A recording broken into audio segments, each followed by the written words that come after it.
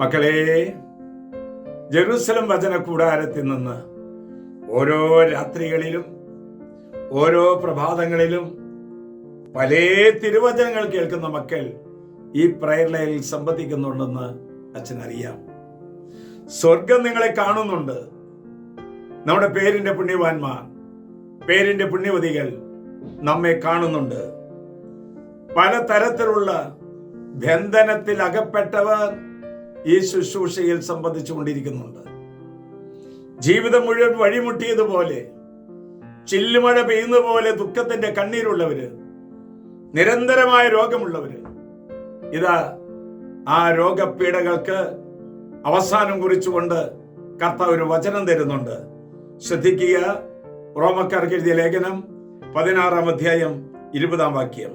സമാധാനത്തിന്റെ ദൈവം ഉടൻ തന്നെ പിശാചിനെ നിങ്ങളുടെ കാൽക്കീഴിൽ കൊണ്ടുവന്ന് തകർത്ത് കളയും. നമ്മുടെ ജീവിതത്തിൽ ഉണ്ടാകുന്ന ചെറുതോ വലുതുമായിരിക്കുന്ന ദുഃഖങ്ങൾക്ക്, രോഗങ്ങൾക്ക് കാരണം തിന്മയുടെ ശക്തികളാണ്, പൈശാചികമായ പീഡകളാണ്. അതുകൊണ്ട് ദൈവമായ കർത്താവ് പറയുകയാണ്, തിന്മയെ തകർക്കുന്ന ദൈവമാണ് ഞാൻ. തിന്മയോട് സന്ധിയില്ല സമരം ചെയ്യുന്നവനാണ്.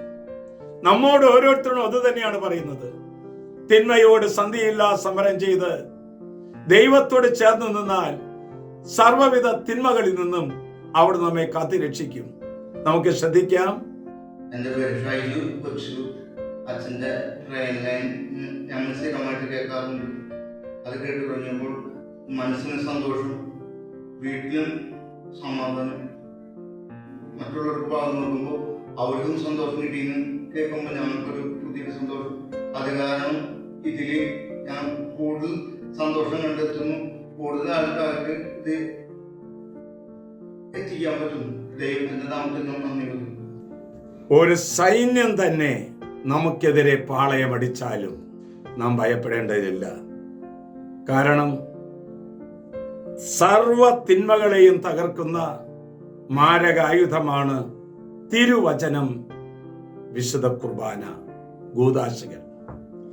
വചനത്തിലും ഗൂദാശയിലും അധിഷ്ഠിതമായ ഒരു ജീവിതം നയിക്കുവാൻ നമ്മൾ ഒരുങ്ങുമ്പോൾ പല തരത്തിലുള്ള പ്രതിസന്ധികളാണ് വന്നു ചേരുന്നത്.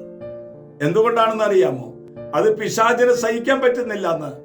ദൈവം വെറുക്കുന്നത് പോലെ നമ്മളും പൈശാചിക ബന്ധനങ്ങളെ തകർത്ത് കളയണം. ആശ്വാസപ്രദമായ രാത്രി, പ്രതീക്ഷാ നിർഭരമായ പ്രഭാതം, സൽപ്രവർത്തികൾ നിറഞ്ഞ ദിവസം നൽകി അവിടുന്ന് നമ്മെ എല്ലാവരെയും അനുഗ്രഹിക്കട്ടെ.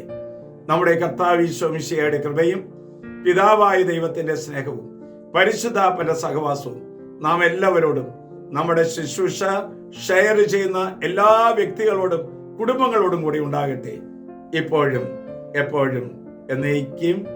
ആമേൻ.